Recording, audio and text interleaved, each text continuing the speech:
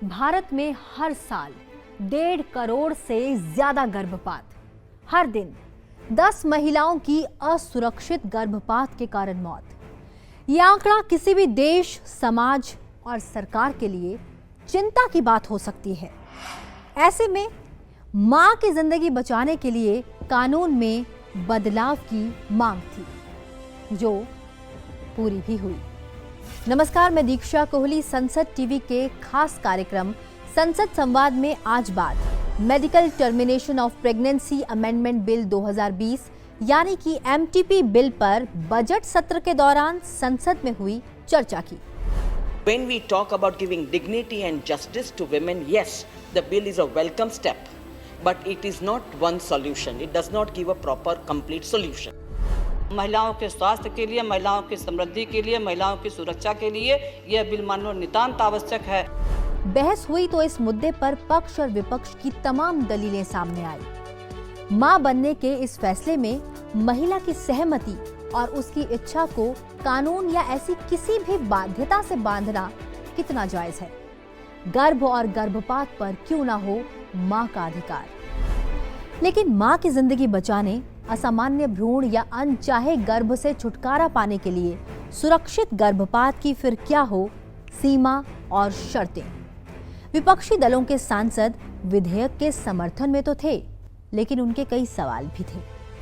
सत्ता पक्ष ने कहा कि आधी आबादी को 1971 के कानून में हुए इस बदलाव का पूरा फायदा मिलेगा। देश की महिलाओं के लिए तो ये उनकी सामूहिक इच्छा की जीत थी।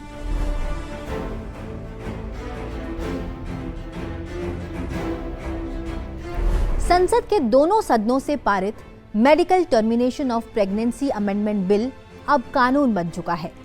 राष्ट्रपति की मंजूरी के बाद नया कानून 25 मार्च 2021 से देश भर में लागू है। यानी भारत में महिलाएं अब 24 हफ्ते तक अबॉर्शन करवा सकती हैं। तो क्या इस बदलाव से 50 साल पुराने कानून की कमियां दूर हुई? क्या गर्भपात की अनुमति के लिए अदालतों में याचिकाएं दायर करने से अब निजात मिलेगी? पिछले कुछ सालों में ऐसे कई मामले सामने आए जब गर्भपात के लिए अदालतों का सहारा भी लेना पड़ा। इन तमाम बातों को गंभीरता से लिया गया, इसलिए सरकार 1971 के कानून में संशोधन लेकर आई। Harshvardhan to move a motion for consideration of the medical termination of pregnancy amendment bill 2020. Budget सत्र के दौरान उच्च सदन में चर्चा का प्रस्ताव करते हुए तत्कालीन केंद्रीय स्वास्थ्य मंत्री डॉक्टर हर्षवर्धन ने इसका कानूनी इतिहास सदन के सामने रखा। आईपीसी की धारा 312 के तहत स्वेच्छा से गर्भपात अपराध है, सिवाय उन परिस्थितियों के जब ऐसा करना महिला की जान बचाने के लिए जरूरी हो। लेकिन 60 के दशक में असुरक्षित गर्भपात के मामले बढ़े तो भारत में गर्भपात को कानूनी रूप देने के लिए कदम उठाए जाने लगे। 29 सितंबर 1964 को इसके सभी पहलुओं पर सुझाव के लिए शांतिलाल शाह की अध्यक्षता में समिति का गठन हुआ। 1970 में सरकार ने समिति की सिफारिशों को स्वीकार कर लिया। एक साल के बाद medical termination of pregnancy act 1971 अस्तित्व में आया और अप्रैल 1972 में ये कानून लागू हो गया। India was one of the first few countries in the world to legalize abortion in order to provide legal and safe abortion services to women who need to terminate a pregnancy due to certain therapeutic, eugenic or humanitarian grounds. आज भारत महिला की सामाजिक और आर्थिक हालत को ध्यान में रखते हुए अबॉर्शन की इजाजत देने वाले देशों की कैटेगरी में है। इनमें ब्रिटेन, फिनलैंड और जापान समेत 14 देश हैं। 67 देशों में गर्भपात की कोई वजह नहीं बतानी पड़ती। हालांकि इन देशों में गर्भपात की समय सीमा तय करने के अलग अलग नियम हैं। इनमें अमेरिका, कनाडा, चीन, रूस, ऑस्ट्रेलिया, दक्षिण अफ्रीका और यूरोप के देश हैं। 39 देशों में महिलाओं की जान बचाने के लिए ही अबॉर्शन को मंजूरी दी जाती है। 56 देशों में थेरेपी और हेल्थ के आधार पर गर्भपात की इजाजत है। यानी महिलाओं को गर्भपात की इजाजत तभी मिलती है अगर वे साबित कर सकें कि गर्भावस्था उनकी सेहत के लिए बुरी है। हालांकि दुनिया में आज भी 25 ऐसे देश हैं जहां अबॉर्शन गैर कानूनी है। इनमें पश्चिमी एशिया, दक्षिणी और पूर्वी अफ्रीका के अलावा लैटिन अमेरिका के कुछ देश शामिल हैं। अंतर्राष्ट्रीय परिप्रेक्ष्य में भी कितना बड़ा ये रिफॉर्म है, मैं आपको ये सिर्फ कहना चाहता हूँ कि हमारा जो देश है ये ब्रॉड सोशल और इकोनॉमिक ग्राउंड्स वाला जो कैटेगरी है, जिसमें कि permits abortion under a broad range of circumstances acknowledging women's actual और रीजनेबली फोरसिएबल एनवायरनमेंट और हर सोशल और economic circumstances in considering the potential impact of pregnancy and childbearing. शर्तों के साथ ही सही भारत 1971 में ही अबॉर्शन को कानूनी दर्जा देने वाले देशों में शामिल हो चुका था। 1971 के कानून के बाद एक डॉक्टर की सलाह से 12 हफ्ते तक और 2 डॉक्टरों की सलाह से 20 हफ्ते तक गर्भपात कराया जा सकता था। हालांकि 20 हफ्ते के बाद गर्भपात का फैसला पूरी तरह से अदालत के विवेक पर ही था। अदालतों ने कई ऐसे फैसले दिए जिन पर बहस हुई। बीते दशक में गर्भपात की अनुमति के लिए सुप्रीम कोर्ट और हाई कोर्ट में कई याचिकाएं दायर की गई। इनमें फेटल एबनॉर्मलिटीज या यौन हिंसा की वजह से गर्भधारण के आधार पर गर्भपात की अनुमति मांगी गई थी। सवालों के घेरे में था गर्भपात कानून, जिसके संशोधन की मांग तेजी से उठने लगी। दलील थी कि पुराना कानून मेडिकल क्षेत्र में हुई प्रगति को नजरअंदाज करता है। Sir, keeping all this in view, we held extensive consultation process with experts representing a range of stakeholders from central ministries and departments, and then this bill which we are proposing, which has already been cleared by the Lok Sabha. देश में करीब आधी सदी पुराने गर्भपात कानून में सुधार के लिए सरकार ने कदम बढ़ा दिए। मकसद था महिलाओं को सुरक्षित गर्भपात सेवाएं उपलब्ध कराना और मेडिकल सेक्टर में प्रौद्योगिकी के विकास को ध्यान में रखते हुए कानून में बदलाव करना। 2 मार्च 2020 को विधेयक लोकसभा में पेश किया गया और 17 मार्च 2020 को इस पर सदन में चर्चा हुई। Though medical termination of pregnancy bill 2020 is a step in the right direction, the government needs to ensure that all norms and standardized protocols in clinical practice to facilitate abortions are followed in healthcare institutions across the country. And it should allow abortion on request of the woman rather than approval of the medical practitioner on our board. This will also help a lot of young women to deal with unwanted pregnancies, and they will not have to go to some quack to get rid of the pregnancy, and at least they will be able to have the pregnancy terminated lawfully and in a safe environment. All I congratulate the government to bring this bill. Will the same time request the government to ensure that all norms and standardized protocols in clinical practices are followed through the country, and also the clinical does not encourage the sex determination of the centers and female infanticides. According to 2017 data, 59 countries allow effective abortion, of which only 7 permit the procedure after 20 weeks. Now the proposed increase in gestational age will ensure dignity, autonomy, confidentiality and justice for women who need to terminate pregnancy, sir. This bill, I believe it will go forward towards empowerment of women in this country further and establish their right over their reproductive life. But will the aborters go unsung? The Constitution of Medical Board to rule on LGBT, can I suggest that the board could be made an all-woman board. The board must have social scientist counselor also. Termination of unwanted pregnancies should be the exclusive decision of the woman concerned, and there need not be any external authority or approval to decide that. Hence, it's high time and effort is done at legalizing such matters. Honorable Gautam Pond Sahab had said, he's again mentioned about the constitution of the medical board, which we have said will be prescribed under the rules. Already there are, as I just mentioned, there are about 130 already medical boards. And then decision of termination of pregnancy should be with the women only. The safety and well-being of the women has been taken into account along with the right of the women. That's what he mentioned. Dr. सहमत है इस बात से, तालियां बजा दो भाई, पूरा सदन सहमत है ना? अभी पारित करने के लिए बोल दीजिए, मोटी बात बता दो आप। Sir, I don't mind, but I am really overwhelmed with joy and satisfaction that all of them have supported it from their heart. If you want, I can talk about every concern that they have raised.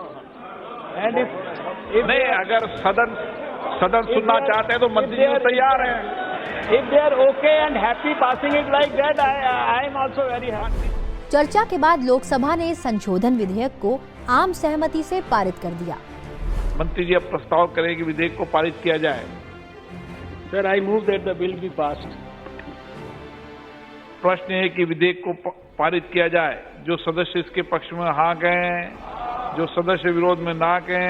मेरे विचार में निर्णय हाँ वालों के पक्ष में हुआ। हाँ वालों के पक्ष में प्रस्ताव स्वीकृत हुआ, विधेयक पारित हुआ। अब विधेयक को कानून बनने के लिए राज्यसभा की मंजूरी का इंतजार था, लेकिन कांग्रेस समेत सभी विपक्षी दल इसे सेलेक्ट कमेटी में भेजना चाहते थे। Move the amendment that the bill be sent to a select committee, sir. सत्ता पक्ष के सांसदों का कहना था कि ये महिलाओं की सुरक्षा और सेहत की दिशा में उठाया गया ठोस कदम है और देश की आधी आबादी को इसका पूरा लाभ मिलेगा। One is a survivor of rapes, other is a victims of incest, third is vulnerable woman, mentally ill woman, differently abled woman and minor girl whose age is small. वरील पीडित महिलांना या कायद्यामध्ये बदलांचा फायदा होणार आहे, जे जुन्या MTP ऍक्ट 1971 प्रमाणे होत नव्हता। इस बिल में किए गए प्रावधान से हमारे देश में महिलाओं को उस विशेष संदर्भ में होने वाली परेशानियां से बचाया जा सकेगा।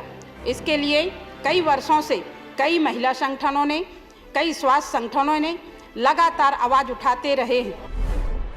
सदस्यों ने अविवाहित महिलाओं को गर्भपात की अनुमति दिए जाने को अच्छा कदम बताया, तो इस तरह के मामलों में महिला की पहचान उजागर करने पर सजा और जुर्माने के प्रावधान शामिल करने की सराहना भी की। Thus, the given bill allows unmarried women to medically terminate pregnancy and as a provision to protect the privacy of the person seeking an abortion will bestow reproductive rights to the woman. This MTP Bill 2020 prevents a registered medical practitioner from revealing the details and the name of a woman seeking MTP, excluding a person authorized by law. Violation of this provision is being made punishable. This is a commendable provision protecting women's right to privacy. महिला के सुरक्षित गर्भपात के लिहाज से ये समय की ज़रूरत है। इस बिल का उद्देश्य महिला को सुरक्षित गर्भपात ज़रूरत है, महिला की सेवाओं वृद्धि करना तथा असुरक्षित गर्भपात का कारण मृत्यु, हार और असुस्थता एवं उनकी जटिलता की में कमी लाना है। गर्भपात की मंजूरी केवल असाधारण परिस्थितियों में के लिए है तथा इसके लिए पूरी सावधानी रखी गई है। विपक्षी सांसदों ने कहा कि संशोधन विधेयक भी महिलाओं को फैसला लेने की आजादी नहीं देता। अभी भी 24 हफ्ते के बाद गर्भपात के लिए महिलाओं को मेडिकल बोर्ड की मंजूरी की जरूरत होगी और बोर्ड के इनकार करने पर फिर कोर्ट का रुख करना पड़ेगा। Particularly in rural India, getting opinion from 2 specialist doctors for MTP between 20 to 24 weeks is just not possible. The provision of creating medical boards is an extra hurdle for pregnant persons wanting to terminate their pregnancy. Terminating a pregnancy for a woman to make that decision is mentally, emotionally, and a very physically impacting decision that she takes in her life. And for her, who is an advanced stage of pregnancy, and a stage where she knows there is life inside her womb, for her to take that decision is a difficult one indeed. I think is extremely demeaning to her, is invasion of her privacy, invasion of her choice. We have to admit that as of now in our country, 56% abortions are unsafe. So urgent abortion training program should be taken by government. Proper awareness. As we know, there is a false perception that abortion means end to an unwanted pregnancy. This stigma should be removed and additional steps should be taken by Honorable Minister. And even though you increase the time, which is a welcome measure, beyond 20 weeks and 24 weeks by the board. So these things the bill fails to address. वाम दलों की राय थी कि विधेयक में सुधार की जरूरत है, इसीलिए इसे और सशक्त बनाने के लिए सिलेक्ट कमेटी में भेजा जाना चाहिए। While the MTP bill 2020 is a step in the right direction, it still fails to address most the problems of the MTP Act. First, it does not allow abortion on request at any point after the pregnancy. Second, it does not take a step towards removing the prejudices against unmarried women by amending the relevant provision. She can abstain also in certain grounds of her own choice. She has the right to abstain from pregnancy, reproduction. That right has to be upheld in the modern times. But this bill hesitates to uphold such kind of values which gives equal share for the womanhood. तत्कालीन केंद्रीय स्वास्थ्य मंत्री doctor Harshvardhan ने विपक्ष की ओर से उठाए गए हर सवाल का जवाब दिया। उन्होंने कहा कि इस बिल के जरिए बीते 50 साल में आई कई दिक्कतों को हल करने का प्रयास किया गया है। ब्रॉडली मुझे कोई भी ऐसा मेंबर नहीं मिला जिसने ये कहा कि इस बिल को हम अपोज करते हैं। ये ज़रूर कुछ ने कहा, सबने कुछ छोटी छोटी बातें अपने व्यूज़ रखे हैं और कहा कि इसको सेलेक्ट कमेटी को भेज दीजिए। लॉ को तो हम 71 से ट्रेस कर रहे हैं, लॉ को 50 साल में उसके कारण क्या क्या दिक्कतें हुई, जिसके कारण इतनी सारी देश में लोगों को सुप्रीम कोर्ट में और हाई कोर्ट में जाना पड़ा। तो सारे दुनिया के लॉज स्टडी करके मोस्ट प्रोग्रेसिव लॉ हम लोगों ने बनाया है, जिसको कि सब प्रकार के स्टेक होल्डर्स के कंसल्टेशन के बाद बनाया है। बहुत सारे लोगों ने यहाँ पर ये कहा कि देश के अंदर सारी व्यवस्था जो है नहीं है, इतने डॉक्टर्स अभी इतने तेज़ी से देश ने हेल्थ सेक्टर में सारे देश में एक्सपेंड किया है। 10 लाख से ज़्यादा तो हमारे आशा वर्कर्स जो है देश में काम करती हैं। बड़ी बड़ी बीमारियों को देश जो है इरेडिकेट कर चुका है। 2014 तक 50,000 MBBS की सीट्स थी, आज 80,000 MBBS की सीट्स जो है यानी देश में डॉक्टर्स की जो है। इसी तरह से पिछले 5-6 साल में 24,000 पोस्ट ग्रेजुएट डॉक्टर्स की सीट पर बढ़ी है। नया कानून महिलाओं को 20 हफ्ते में गर्भ को एक डॉक्टर की सलाह पर खत्म करने की इजाजत देता है। विशेष कैटेगरी वाली महिलाओं के लिए 2 डॉक्टरों की सलाह पर पहले 20 हफ्ते तक अबॉर्शन की अनुमति थी, जिसे बढ़ाकर अब 24 हफ्ते कर दिया गया है। स्पेशल कैटेगरी की अगर बात करें तो इनमें रेप विक्टिम्स, इंसेस्ट यानी कि परिवार के अंदर ही गैर कानूनी शारीरिक संबंध की वजह से प्रेग्नेंट हुई महिलाएं, गंभीर बीमारी से जूझ रही गर्भवती महिलाएं शामिल होंगी। अगर गर्भ 24 हफ्ते से ज्यादा का है तो पहले अबॉर्शन की अनुमति नहीं थी, पर नए कानून के तहत मेडिकल बोर्ड की रजामंदी पर ऐसा किया जा सकेगा। कॉन्ट्रासेप्टिव फेलियर यानी कि गर्भ निरोध के तरीके या साधन के असफल होने पर अब अविवाहित महिलाओं को भी गर्भपात कराने की अनुमति होगी। 20 हफ्ते के बाद जो है दूसरा एक डॉक्टर को इसलिए इंक्लूड किया टू बी एक्स्ट्रा सेफ। और जो 24 वीक्स के बाद मेडिकल बोर्ड की बात की गई है, वो कहीं जहाँ फीटल एबनॉर्मेलिटीज़ होती हैं। और जहाँ पर बच्चे की तो प्राण का विषय नहीं, उसके कारण जो माँ है उसके प्राण की रक्षा करना भी जो है वो कठिन होता है। वहाँ पर मेडिकल बोर्ड इन बातों को एसेस करेगा कि भाई क्या उसके प्राण को खतरा तो नहीं है, और इसलिए उसमें मेडिकल बोर्ड की बात की है। आप विश्वास करिए, नरेंद्र मोदी जी के नेतृत्व में कोई भी हम लोग ऐसा कानून या कोई भी ऐसा नीति नहीं बनाएंगे जो किसी भी रूप में महिलाओं को नुकसान पहुंचाती हो, उनके लिए अहितकारी हो। तो मैं आपसे सबसे अनुरोध करता हूं सर, ये इसको बिल को जो है यूनानिमसली अगर आप पास करेंगे तो देश की और दुनिया के अंदर जो है महिलाओं के लिए और भारत की प्रतिष्ठा के लिए एक बहुत बड़ा अच्छा संदेश जाएगा। और ये अपर हाउस है, इसकी डिग्निटी है और इसकी रिस्पेक्ट है और इसका सर नाम है दुनिया के अंदर जो है। और ये महिलाओं की डिग्निटी को एक प्रकार से प्रिजर्व और प्रोटेक्ट करने के लिए है। चर्चा के बाद बिल को सिलेक्ट कमेटी में भेजने को लेकर विपक्ष का प्रस्ताव नामंजूर हुआ और राज्यसभा से विधेयक ध्वनि मत से पारित हो गया। Dr. Harshvardhan to move that the bill as amended be passed. Sir, I move that the bill as amended be passed. Motion moved that the bill as amended be passed. The question is that the bill as amended be passed. Those in favor will please say aye. Those against will please say no. I think the ayes have it, the ayes have it, the ayes have it. The bill as amended is passed. गर्भपात कानून के मामले में भारत दुनिया के विकसित देशों के साथ खड़ा है। हाल ही में अर्जेंटीना की औरतों ने लंबी लड़ाई के बाद अबॉर्शन का अधिकार पाया।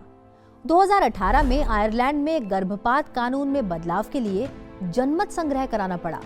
इनमें अहम किरदार भारतीय मूल की महिला सविता हलप्पनवार का भी रहा, जिनकी मौत 2012 में गर्भपात की इजाजत नहीं दिए जाने के कारण हो गई थी। आज जब पोलैंड और माल्टा में गर्भपात कानून को सख्त किए जाने के विरोध में महिलाएं सड़कों पर प्रदर्शन करने को मजबूर हैं, ऐसे में दुनिया के नजरिए से भी भारत का नया गर्भपात कानून एक बड़ा सुधार है। ये प्रगतिशील कानून है, लंबी अपेक्षा की पूर्ति करता है, महिलाओं की गरिमा और स्वायत्तता के अनुरूप है और उन्हें सशक्त करता है। ये ऐसे नाबालिग यौन पीड़ितों के लिए भी काफी मददगार होगा जिनको गर्भ ठहर जाता है और उन्हें या परिवार को बहुत देर से इसका पता चलता है। विश्व स्वास्थ्य संगठन ने 2030 तक प्रति लाख जन्म पर मातृ मृत्यु दर को 70 तक लाने का लक्ष्य रखा, जिसे हासिल करने के लिए भी ये कानून मददगार साबित होगा। यानी सुरक्षित गर्भपात को बढ़ावा मिलेगा और मातृ मृत्यु दर में भी कमी आएगी।